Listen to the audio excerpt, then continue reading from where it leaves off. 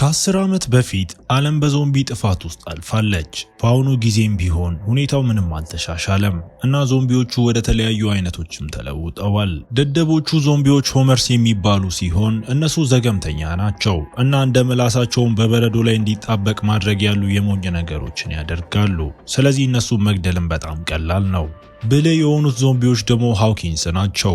እነሱ እንደ በአይን ስካን የሚደረግ መቆለፊያ ያለውን በር ለመክፈት የሞተ ሳይንቲስት አይን መውሰድ ያሉ እቅዶችንም ማውጣት ይችላሉ። በመጨረሻም ሰለባዎቻቸውን በድንገት ለመያዝ እንዴት ማድባትና መደበቅ እንደሚችሉ የሚያውቁ ኒንጃ የተባሉ ዞምቢዎችም አሉ። በዋሽንግተን ዲሲ ውስጥ በታላሃሲ ዊቺታና የዊቺታ ፍቅረኛ ኮሎምበስና በእህቷ ሊትል ሮክ የተመሰረተ የአራት የተረፉ ሰዎች ቡድን አለ። እነሱም ለ10 ዓመታትም አብረው ቆይተዋል እና ፍጹም በሆነ የቡድን ስራ መዋጋትንም ተምረዋል። በመስክ ውስጥ መንገዳቸውን አድርገው ያለምንም ማቅማማት ዞምቢዎችን አንዱን ከሌላው በኋላ እየገደሉ እነሱን ከመቧጨሯቸው በፊት እንኳ ይጠሏቸዋል። ከረጅም ግን በጣም ውጤታማ ከሆነ ውጊያ በኋላ ቡድኑ መላውን መንጋ ገሎ ጨርሶ ወደ ዋይት ሃውስ አምርቶ ይህም አዲሱ ቤታቸውም ሆነ። ለመጀመሪያዎቹ ጥቂት ቀናት ነገሮች በጥሩ ሁኔታ እየሄዱ አብረው ብዙ ይዝናናሉና ማስጌጫዎችንም እንደ ምርጫቸው እያስተካከሉ የሊትል ሮክን 18ኛ ልደትም ያከብራሉ። አሁን ታላሃሲ ለሷ እንደ አባት ሆኖ እሷን ይንከባከባታል። ነገር ግን ሊትል ሮክ ከአዋቂዎች ጋር ተጣብቆ በመቆየቷ እየሰለቻት ነው። ታላሃሲ ባይረዳውም እንኳ እሷ ከእድሜ ኩዮቿ ጋር ጊዜ ማሳለፍ እንጂ ትንሽ ልጅ ተብላ መጠራት አትፈልግም። ከአንዳንድ ሳምንታት በኋላ ታላሃሲ ገናን በኖቬምበር ለማክበር ወስኖ ቀደም ሲል የኤልቪስ የተባለ ዘፋኝ የነበረውን ሽጉጥ ለሊትል ሮክን በስጦታ ሰጥቷት፣ ሊትል ሮክ ሁልጊዜ ሽጉጥ ስለሚሰጣትም ስጦታውን ጠልታው፣ ስለዚህ በብስጭት ዞምቢዎቹን ለመግደልም ክፍሉን ጥላ ትወጣለች። በኋላ በመኝታ ክፍል ውስጥ ኮሎምበስ ለዊቺታ ቀለበት በማቅረብ እንድታገባው በመጠየቅ አስደንቋት፣ ዊቺታ ሁሉም ያገቡ ሰዎች መጨረሻቸው ፍቺ ነው ብላ ስለምታስብ ስትደነግጥ፣ ስለዚህ ኮሎምበስም እንድታስብበትም ጊዜ ሰጥቷት፣ በሚቀጥለው ቀን ጠዋት ወንዶቹ እህትማማቾቹ በጣም ግልጽ ያልሆነ ማስታወሻ ብቻ ትተው መሄዳቸውንም ያውቃሉ። በመንገድ ላይ እህትማማቾቹ በታላሃሲ በተሻሻለ መኪና እየተጓዙ እነሱ ጋር መቀራረብ እንዳልነበረባቸውም ይስማማሉ። በድንገት ከፊት ለፊታቸው አንድ ሰው አይተው ሊትል ሮክ ለመተኮስ ብትዘጋጅም፣ ነገር ግን እሱ በርክሌ የተባለ የሊትል ሮክ እድሜ እኩያ የሆነ ተራ ሰው ነበር። ከአንድ ወር በኋላ ታላሃሲና ኮሎምበስ በገበያ ማዕከል ውስጥ ለመዝናናት ቢሞክሩም፣ ነገር ግን ኮሎምበስ ስለ ዊቺታ ማማረሩንም አላቆመም። ታላሃሲ እያፌዘበት እንደገና ለመጀመርም ወደ መንገድ መመለስ እንዳለባቸው ነግሮት፣ በዚህ ቅጽበትም በአንድ ዞምቢ ተገኝተው፣ ስለዚህ ታላሃሲ የአልኮል ጠርሙስ ወርውሮ ፍጥረቱን ከመግደሉ በፊትም ተኩሶበት፣ ኮሎምበስ ቢደነቅም ነገር ግን የዓመቱ ምርጥ የዞምቢ ግድያ ነው ብሎም አያስብም። ምክንያቱም ያ ክብር የሚገባው ዞምቢን በትራክተሩ ረግጦ የሳር ኪዩብ ላደረገው ገበሬ ነው። በኋላ ኮሎምበስ ወደ ሻማ መሸጫ ሱቅ ሄዶ ድምጽ ሲሰማ ቢተኩስም፣ ነገር ግን እሷ ማዲሰን የምትባል ሴት ነበረች። ሌላ ሰው በማየቷ በጣም ደስ ስላላት ኮሎምበስን አቅፋውም እሱ የታላሃሲን ቅሬታ ችላ በማለት ከነሱ ጋር እንድትመጣም ጋበዛት። በኋላ በዋይት ሃውስ ውስጥ ወንዶቹ ማዲሰን በጣም ደደብ መሆኗን ያስተውላሉ። ነገር ግን ኮሎምበስ የሰው ፍላጎት ስላለበት ለማንኛውም ከእሷ ጋር ወሲብ ለመፈጸምም ይስማማል። በሌሊት አጋማሽ ላይ ታላሃሲ ድምጽ ሰምቶ የድምፁን ምንጭ ፈልጎ በመጀመሪያው እንቅስቃሴ ምልክት ላይም የተኮሰ ሲሆን እሱም ኮሎምበስ ነበር። ኮሎምበስም በሰዓቱ አምልጦ አብረው ለመመርመር ሄደው ዊቺታን በጋራጅ ውስጥም በማግኘታቸው ይደነቃሉ። እሷ ለተጨማሪ መሳሪያዎች እንደተመለሰችና ሊትል ሮክ መጥፋቷንም ትገልጽላቸዋለች። እሷ ከግጭት መራቅ ላይ ተመስርቶ በህይወት ከቆየው ሙዚቀኛና ሰላማዊ ሰው ከሆነው በርክሌ ጋርም ፍቅር ይዟትም ነበር። ይህንን መስማት ታላሃሲን አስደንግጦት ትንሿ ልጁ መንገዷ የጠፋባት መስሎትም ይሰማዋል። ሊትል ሮክና በርክሌ ወደ ግሬስላንድ መሄድ ፈልገው ነበር፣ ነገር ግን ዊቺታ አይሆንም ስላለች እሷ ተኝታ እያለችም ጥለዋት ሄዱ። ዊቺታ ያለ መከላከያ ስለሚጓዙ ስለ እህቷ በጣም የተጨነቀች ሲሆን፣ በርክሌም ይበልጥ ጠንካራና ፈጣን ስለሆነ አንድ የተለወጠ ዞምቢም ነግሯቸዋል። ታላሃሲም የዊቺታን ብቻዋን የመሄድ ፍላጎት ችላ በማለት እሱና ኮሎምበስ ሊትል ሮክን እንድታገኝ እንደሚረዳትም አስተዋውቋት፣ ከዚያም እሷ በትክክል ሳትናገር ስለሄደች ኮሎምበስን ይቅርታ እየጠየቀችው፣ ነገር ግን በዚህ ጊዜ በማዲሰን ይቋረጣሉ። ዊቺታ በቅናት ተውጣ ኮሎምበስ ላይም ባህሪዋ ተቀይሮ ሁሉም ዝግጁ ሲሆኑ፣ ታላሃሲ ዊቺታ እዚህ ለመምጣት ሚኒቫን መጠቀሟን አውቆ የወንድነት መገለጫ ባለመሆኑም ተናዶ፣ ሆኖም የሚሰሩ ተሽከርካሪዎች በአሁኑ ጊዜ ትንሽ ስለሆኑ ሌላ አማራጭም አልነበራቸውም። ማዲሰን አብራ ለመምጣት በቡድን ውስጥ ራሷን ስታስገባ ይህም የዊቺታን ቅናትም ይበልጥም አባብሶት ወንዶቹ የማዲሰንን ዕቃዎች ጥሎ ይሄዳሉ። ምክንያቱም ህጋቸው ብዙ ሸክሞችንም ሳይይዙ መጓዝ ነው። ይህ በእንዲህ እንዳለ ሊትል ሮክ እና በርክሌ አብረው ጉዟቸውን ቀጥለው ሊትል ሮክ ለመዝናናት እንደ የገንዘብ መኪና ባሉ ነገሮች ላይ በዘፈቀደ እየተኮሰች ከዚያም ማሪዋና ሞክራ እንደማታውቅ ስትናገር በርክሌ የምትጋራው ሙሉ ከረጢትም አውጥቶ መኪናው በጭስ ተሞልቶ በርክሌም ለሊትል ሮክም የፍቅር ዘፈኖችን ይዘፍንላታል። ወደ ኮሎምበስ ቡድን ስንመለስ ማዲሰን ከመኝታ ቤቱ መሳቢያ ውስጥ ቀለበቱን እንደወሰደች ስትገልጽ ይህም ዊቺታን ይበልጥ አበሳጭቷት በጉዳዩ ላይ ኮሎምበስና ዊቺታን መጨቃጨቅ ሲጀምሩ እስከዚያው ታላሃሲ በድንገት መኪናውን አቁሞት ይህም ማዲሰን ወደፊት እንድትወድቅና ጭንቅላቷን እንድትመታም አደረጋት። በአቅራቢያው ያለ የሚያምር አውቶቡስ አግኝተው ተሽከርካሪዎችን ለመቀየር ተስማምተው ወደዚያ በሚሄዱበት መንገድ ላይ ኮሎምበስና ዊቺታ ስለ ሁኔታቸው መከራከራቸውን ይቀጥላሉ። አውቶቡሱ ላይ ሲደርሱ ማዲሰን በሩን ስትከፍትም በድንገት የማስጠንቀቂያ ደወሉን አስነስታ ይህም የበርካታ ዞምቢዎችን ትኩረት ስቦ የድሮ የቡድን ስራ ስልታቸውን በመከተል ኮሎምበስ በአውቶቡሱ ጣሪያ ላይ ዘሎ ለዊቺታና ለታላሃሲ አቅጣጫዎችን እየሰጠ ተኩስ ይከፍታል። ለ10 ዓመታት ሲለማመዱት ለነበረው ዘዴ ምስጋና ይግባውና ዞምቢዎቹ ቡድኑን የመጉዳት እድል እንኳን ሳይኖራቸው አንድ ባንድ ይወድቃሉ። እንደ አጋጣሚ ሆኖ የዊቺታ መሳሪያ ተበላሽቶ ነገር ግን አንድ ዞምቢ ሊያጠቃት ሲል ማዲሰንን ፔፐር ስፕሬይ ረጭታበት ይህም ዊቺታ መሳሪያውን አስተካክላ ገድላው እስክትጨርስ ጊዜም ይሰጣታል። በተቃራኒ አቅጣጫ የሚሮጠውን ደደብ ሆመር ችላ ብለውት ሌላ ዞምቢ ጣሪያው ላይ ሲዘል ኮሎምበስም እንዲወድቅ ሲያመልጠውም ሌሎቹ ተኩሰውም ገደሉት። አንድ ዞምቢ ብቻ ሲቀር ታላሃሲ በፍጥነት ቢተኩስበትም ነገር ግን ፍጥረቱ መቆሙን ቀጥሎ ይህ በርክሌ የጠቀሰው የተለወጠው ዞምቢ መሆኑን ተገንዝበው ኮሎምበስን በተርሚኔተር ፊልም ስም T800 ብሎ ጠርቶት ታላሃሲ ጥይቶቹን ማባከኑን ቢቀጥልም ነገር ግን የሱ ጥይቶችም T800 ነው ያስቆሙትም። ስለዚህ በመጨረሻ ለመግደል ጭንቅላቱን መጨፍለቅም ይኖርበታል። በኋላ ታላሃሲ እንደለማዱ በአውቶቡሱ በር ላይ ቁጥር 3ን ስሎ ቡድኑ በመጨረሻ ሞቶ ሆኖም ሲወጡ አውቶቡሱ የተወሰኑ ሹል ብረቶች ላይ ሄዶ ጎማዎቹም ይበላሻሉ። አሁን በሚኒቫኑ መጓዛቸውን ከመቀጠል ውጪ ሌላ ምንም አማራጭም የላቸውም። ከጥቂት ጊዜያት በኋላ ቡድኑ በማዲሰን ሞኝ ሐሳቦች እየተወያዩ ጥቂት ለውዞችን እየተጋሩም በድንገት እሷ በጣም መታመም ትጀምራለች። ታላሃሲ ወዲያውኑ መኪናውን አቁሞ ሶስቱ ምን ማድረግ እንዳለባቸው ሲወያዩ ማዲሰን ለማስተዋወቅም ወደ ውጭ ሮጣ ኮሎምበስ እንድትሞት ባይፈልግም ነገር ግን ታላሃሲና ዊቺታ ዞምቢ መሆን የከፋ መሆኑን አስታውሰውት ኮሎምበስ ሳይወድ ወደ ጫካው ሲገባ አስፈሪ ገጽታ ያለባትን ማዲሰንንም አግኝቷት ስለዚህም ውሳኔውን ይወስናል። መኪናው ጋር ዊቺታና ታላሃሲ የተኩስ ድምጽ ሲሰሙ ተደንቀውም የቀረው መንገድም በጣም ውጥረት የነገሰበትና የማይመችም ይሆናል። በሌሊቱ በመጨረሻ ወደ ግሬስላንድ ቢደርሱም ነገር ግን ቦታው መውደሙንና መተውንም ይረዳሉ።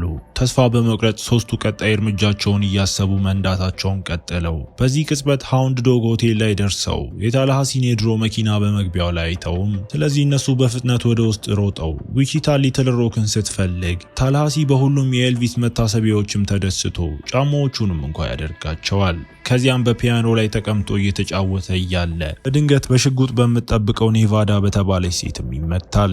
እንደ ዕድል ሆኖ ዊቺታና ኮሎምበስ ለእርዳታው መጥተው ስለ ሊትል ሮክ ሲጠይቁ ኔቫዳ እሷና በርክሌ ዞምቢ የሌለበት ደህንነቱ የተጠበቀ ቦታ የሆነውን ባቢሎንን ለመፈለግ እንደሄዱ ትገልጻለች። ያ ቦታ ምንም አይነት ጠመንጃም አይፈቀድም። ይህም ችግር ሊሆን ይችላል ምክንያቱም የበርክሌ መኪና እየተከተሉ ያሉ ዞምቢዎች አሉ። ታላሃሲና ኔቫዳ መጠጥ ተጋርተው እየተጀናጀኑ ታላሃሲ የኤልቪስን ድርጊት ማስመስሎ ለመስራት የተቻለውን ሁሉም አድርጎ 10 ዓመታት በኋላ በመጨረሻም ዘይቱን ይቀይራል። በማግስቱ ጠዋት በርክሌና ሊትል ሮክ ባቢሎን ደርሰው ሮክ መሳሪያዎቿን ወደ ተንጠልጣይ ጌጥ ለሚያቀልጣቸው ሰው እንድትሰጥም ተገዳ። ቦታው በዙሪያው ባሉት ግንቦችና በመሃል ባለው ትልቅ ግንብ ምክንያትም በእውነቱ ደህንነቱን በጣም የተጠበቀ ነው። ሁሉም ሰው ያለምንም ስጋት በሰላምና በስምምነትም ይኖራል። ወደ ሆቴሉ ተመልሰን ታላሃሲ በኤልቪስ ልብስ ምን ያህል የሚያምር እንደሚመስል ለማሳየት ኔቫዳንም ሲቀሰቅሳት በዚያ ቅጽበት አንድ እንግዳ የጥሪ ድምጽ ሰምተው ወደ ውጪ ሲሮጡ አንድ ሞንስተር ትራክ በታላሃሲ መኪና ላይም ቆመው ይመለከታሉ። ተቆጥቶ ስሙ አልበከርኪ ከሚባለውና የኔቫዳ ጓደኛ ከሆነው አሽከርካሪ ጋርም ለመከራከር ሄዶ ወንዶቹ እርስ በእርሳቸው ሲጫጫሁ ሌሎቹ ምን ያህል ተመሳሳይ እንደሆኑ የሚያስተዋሉ ሲሆን ልክ አንዳቸው የሌላው ማሰቀኝ ምስልም ይመስላሉ። በድንገት ፍላግስታፍ የተባለ ሁለተኛ ሰውም ጓደኛውን አልበከርኪን ለመደገፍ ከሞንስተር ትራኩ ሲወጣ፣ ፍላግስታፍ ደግሞ ልክ እንደ ኮሎምበስ ነውና የራሱ የህልውና ህጎች ሲኖሩት እሱ ግን ትዕዛዛት ብሎም ይጠራቸዋል። ሴቶቹን ለማስደመም እንደ ህፃናት በሚያደርጋቸው በአራቱ ወንዶች መካከል ክርክር ተነስቶ በመጨረሻም ኔቫዳ ትቆጣና ታረጋጋቸዋለች። አልበከርኪና ፍላግስታፍ የተመለሱት ቲ800ዎቹ አካባቢውን ስለተቆጣጠሩት መሆኑን አብራርተው ቡድኑም ለጥቂት መጠጦች ወደ ውስጥ ገብቶ ሌላ ክርክር ሊጀመር ሲል ድምጽ ሰምተው ቲ800ዎቹ ውጪ መሆናቸውን ይረዳሉ። አልበከርኪና ፍላግስታፍ ወደ ውጪ ሮጠው ዞምቢዎቹን እየተዋጉ በጥቂት ደቂቃዎች ውስጥም ጥለዋቸው በኋላ ምን ያህል ጎበዝ እንደሆኑ ለማሳየት ቢመለሱም ነገር ግን ኔቫዳ አልበከርኪ መነከሱን ታስተውላለች። እሱ ንቅሳት ብቻ እንደሆነ ለማስመሰል ቢሞክርም ነገር ግን በድንገት ሲያስመልስ፣ ስለዚህ ፍላግስታፍም መነከሱንም ይገልጻል። ፍላግስታፍም ካስመለሰ በኋላ ሁለቱም ወንዶች ወደ ዞምቢነት ተለውጠው እዚያ ውጊያውም ተነስቶ ኔቫዳ በፍጥነት ተኩስ ብትከፍትም ነገር ግን እነዚህ ቲ800ዎች ናቸውና ምንም አይጎዱም። ሌሎቹ ውጊያውን ወደ ኮሪደሩ ወስደውት ለማጥቃት የኤልቪስን መታሰቢያ ዕቃዎችም ተጠቅመው ዞምቢዎቹ ሁለቱም በፑል ጠረጴዛ ላይ ጥጋ ሲይዘዋቸው፣ ስለዚህ ራሳቸውን ለመከላከልም ኳሶቹንና እንጨቶቹን ይጠቀማሉ። ወንዶቹና ዞምቢዎቹ እርስ በእርሳቸው ስለሚወራወሩ ውጊያው ቀጥሎ፣ ይህም ኔቫዳና ዊቺታ ወንዶቹን መጉዳት ስለማይፈልጉ ዞምቢዎቹ ላይ ለመተኮስም አስቸጋሪ አድርጎባቸው በመጨረሻም ታላሃሲ አልበከርኪን በኤልቪስ ሐውልት ጥሎት ከዚያም ጭንቅላቱን በጊታርም ጨፈለቀው። በዚህ ቅጽበት ፍላግስታፍ ኮሎምበስን ዘረሮት፣ ይህም ለኔቫዳ እሱንም ለመግደል ጭንቅላቱ ላይ የመተኮስም እድልም ይሰጣታል። ታላሃሲ ይህ የዓመቱ ምርጥ የዞምቢ ግድያ ሊሆን እንደሚችል ቢያስብም ነገር ግን ኮሎምበስ በጣሊያን ውስጥ የተሻለ ነገር እንደተከሰተ ይናገራል። አንድ ሰው ዞምቢዎችን ለመሳብ አንዳንድ የልብስ መስቀያ ምስሎችን አቆመና የፒሳ ግንብንም በላያቸው ላይ ጣለ። በኋላ ታላሃሲ ኔቫዳን በዘግናኝ አሳሳም ስሞ ሲሰናበታት እሷ እንደገና እንዲጎበኛት እንዲያስታውስም የኤልቪስን ቀለበትም ሰጥታው ከዚያም ሞንስተር ትራኩን ለመንዳት ቢሞክርም ነገር ግን በጭራሽ ሊቆጣጠረው ስላልቻለ እንደገና በሚኒቫኑ መሄድ ይኖርባቸዋል። ከጥቂት ሰዓታት በኋላ ዊቺታ ከኮሎምበስ ጋር የነበራትን ግንኙነት ለማስተካከል እየሞከረች እያለ በድንገት የአይስክሬም መኪና ሲያልፍ ያዩ ሲሆን አሽከርካሪዋ በህይወት ያለችው ማዲሰን ነበረች። ኮሎምበስ እሷን የገደለ መስሏቸው ነበር እንጂ በእውነቱ ለቋታል እና ህመሟም የለውዝ አለርጂም ነበር። እሷም እንደገና ቡድኑን ስለተቀላቀለች ለቀሪው ምሽትም የእሷን ወሬ መታገስም ይኖርባቸዋል። በማግስቱ ጠዋት ቡድኑ ባቢሎን ደርሶ ይህም ለዘላለም ቤታቸው ሊሆን እንደሚችል እያሰቡም እንደ መጨረሻ ስንብት ታላሃሲ ሚኒቫኑንም አፈነዳው። መሳሪያዎቹን ትቶ መሄድ ባይፈልግም ነገር ግን ሊትሮክን ለማየት በጣም ስለፈለገ ሌላ አማራጭ የለውም። የሁሉም ሰው መሳሪያዎች ከቀለጡ በኋላ ቡድኑ ወደ ውስጥ እንዲገባ ተፈቅዶለት ሊትሮክን ለማቀፍም ይቸኩላሉ።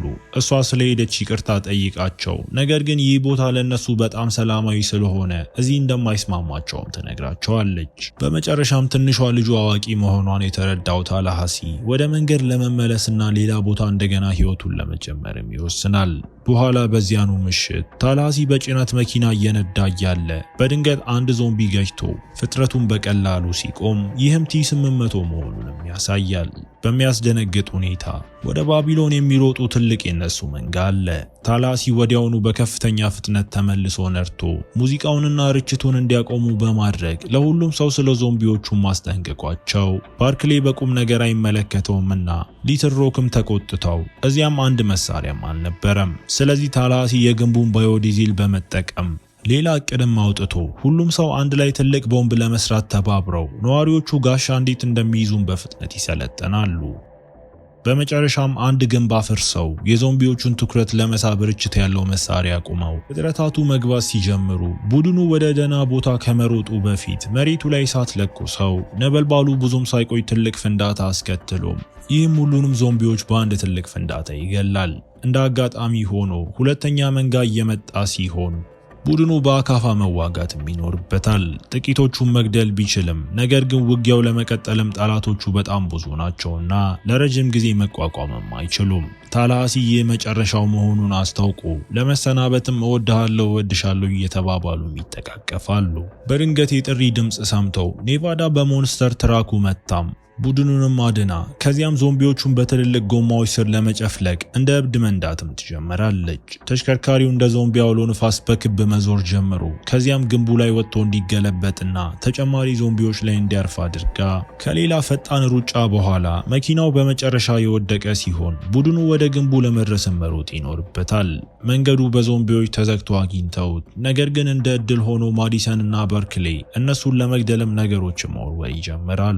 የኔቫዳን ሽጉጥና በአካባቢያቸው ያገኙትን ማንኛውንም ነገር በመጠቀም ወደ ላይ የሮጡ ዞምቢዎችን መዋጋታቸውንም ቀጥለው ጣሪያው ላይ ሲደርሱ ነዋሪዎቹ ዞምቢዎቹን ወደ ጫፉ የሚመራ ኮሪደር ለመፍጠር ጊዜያዊ ጋሻዎችንም ይይዛሉ። አብዛኛው ቡድን ቢርቅም ነገር ግን ታላሃሲ እንደ መሳቢያ መሮጡን ቀጥሎ በመጨረሻው ሰከንድ ላይ ደግሞ ክሬን ላይ በመንጠልጠልም ይዘላል።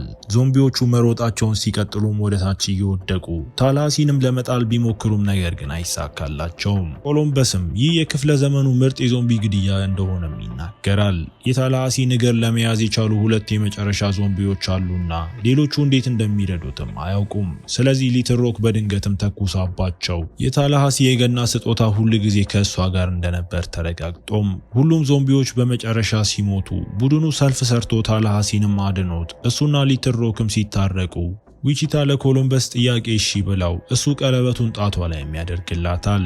ጥንዶቹ ተሳስመው ኔቫዳና ታላሃሲ የእነሱን ምሳሌ ተከትለውም ማዲሰንና በርክሌይ መሳሳም ጀምረው በዚያው ቅጽበት አንድ ሆመር በድንገት ታይቶ ነገር ግን ጀዝባው ዞምቢ በቀላሉ ወደ ሞቱም ይወርቃል። ከአንድ ምሽት ድግስና ርችት በኋላ የመጀመሪያዎቹ አራቱ አዲስ ቤት ለመፈለግ ከኔቫዳ ጋር በሚያምር መኪና ሲወጡ አንድ ዞምቢም እየተከተላቸው ከዚያም አንድ ወደ ኋላ የሚመለስ ትዕይንት ቢል መሪ የበሽታው ወረርሽኝ በጀመረበት ቀን ሆኖም ያሳያል። እሱ ሶስተኛውን የጋርፊልድ ፊልሙን እያስተዋወቀ ነበርና ጋዜጠኞቹ የማቅለሽለሽ ድምፅ እንዲያሰማ የሚጠይቁት ነበር።